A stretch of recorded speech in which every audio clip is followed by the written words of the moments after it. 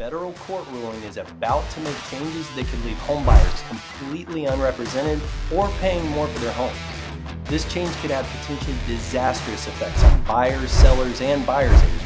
And if you're not ready for it, you could lose out on the home that you love. But don't worry, in this video, I'm going to go over number 1, what changes have been made and why. Number 2, how this affects you as a buyer or a seller starting in July 2024. And number 3, the pros and the cons of buyer representation. But to understand the big change coming our way, we need to understand what caused this change in the first place.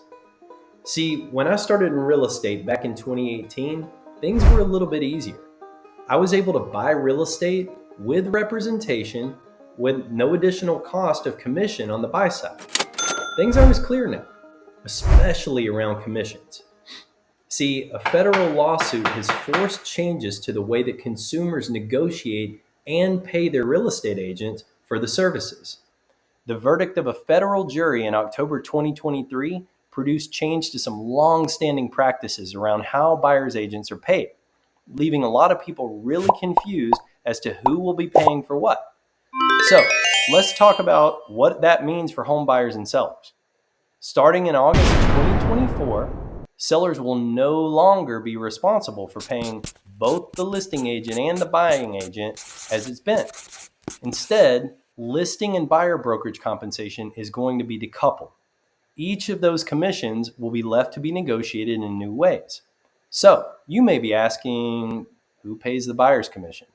The answer? It depends. Coming soon, there will be 3 different ways that a buyer's agent can get compensated under the new changes. Number 1, the listing broker can offer a portion of their negotiated commission to the buyer's agent.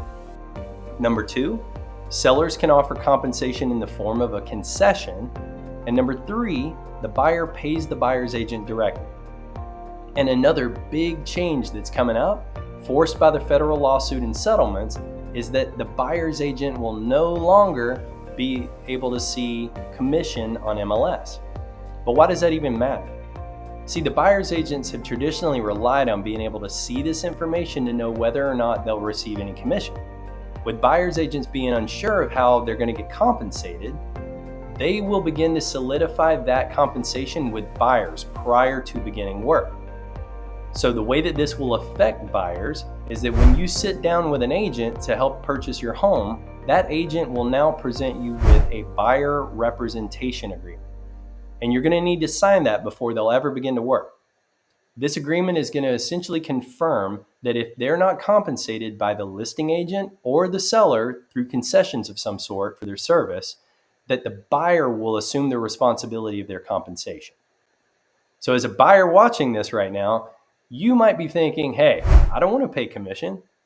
And you also might be wondering, well, do I even need an agent to buy a home? And the answer to that one is no. Much like the question, do I need a cage when I swim with sharks? No, you don't need a cage when you swim with sharks. Is it advisable to have a cage when you swim with sharks? Yes. That cage is going to protect you. It's going to lower your risk of becoming chum or some other crazy, devastating outcome. So you might be thinking, okay, that's a bit dramatic. Devastating? Well, why don't we walk through a scenario where a buyer chooses to represent themselves and see some of the problems that could arise. So let's just say you found a property that you love and you jump on it. With no buyer's agent, the listing agent would most likely offer to help write up an offer for you. First question, how do you know what the house is actually even worth? Is it worth the sale price? Without unbiased representation, you decide that you're going to look on Redfin and Zillow for estimates, by the way, which are typically 10 to 20% off of the actual market. Needless to say, you remain unclear about the true market value. But you soldier on, agreeing to the sale price and the list terms that you may or may not fully understand. You're now in escrow, and on day 1, you're inundated with emails, disclosure documents, and a ticking clock of whatever contingency periods you signed up for. Who advised you on the terms of those contingencies? Do you know what contingencies are and what your rights are as a buyer? So you spend your time all night trying to learn what an appraisal contingency is because you've agreed to a 5-day contingency on that, and it's already day 2. You wake up the next morning, you try to find an appraiser to come out and appraise the home. You finally connect with one. They can't make it until day 5. You get to day 5 and the listing agent tells you, "You need to release that contingency today.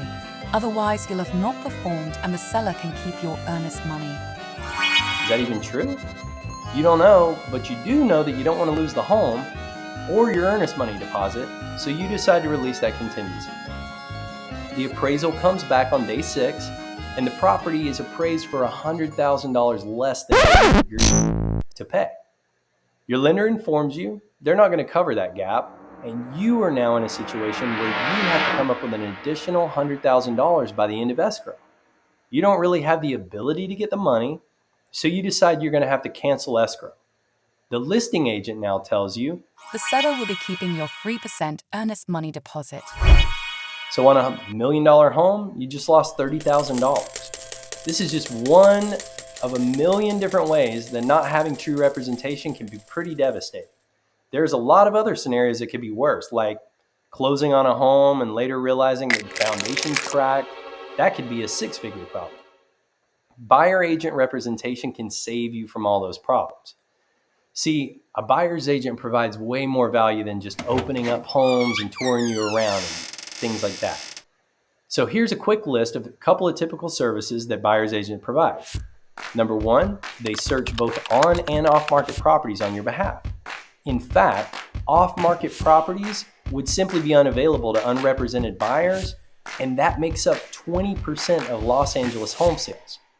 They do preliminary due diligence on any home you're interested in, meaning they suss out any potential issues and bring them to your attention before you even step foot in the home. Buyer's agents prepare contracts and offers for buyers. They prepare buyer files with all of the required documents to make it a smooth offer process. They value prospective homes and negotiate the price and the terms in your favor. They guide you through the escrow process, protecting your earnest money all along the way. They schedule trusted appraisers, inspectors, and specialists during escrow. They negotiate contingencies, and they manage those contingencies through the escrow process. They offer contract guidance and recommendations, and a host of other services that both protect you and save you time and money throughout the buying process. Simply said, good agents provide tremendous value to the client as they navigate you through one of the largest purchases you will ever make. Now, with all that said, any wise seller will still offer a listing agent an adequate commission to in turn compensate the buyer's agent. I mean, if you think about it, if you had to choose between 2 properties that are similarly priced and one of them decides to compensate the buyer's agent for bringing the buyer, which one do you think you're going to be more attracted to? Even if that home is slightly more expensive, they're paying your buyer's agent for you, so you're more than likely going to choose that one. So, as the summer unfolds and all these changes begin to take place, there's going to be a lot more questions than answers. And by the way, you can click here to get any questions you have answered now. So I want to say thanks for taking the time to watch. Don't forget to subscribe for future videos, and please share your thoughts in the comments below.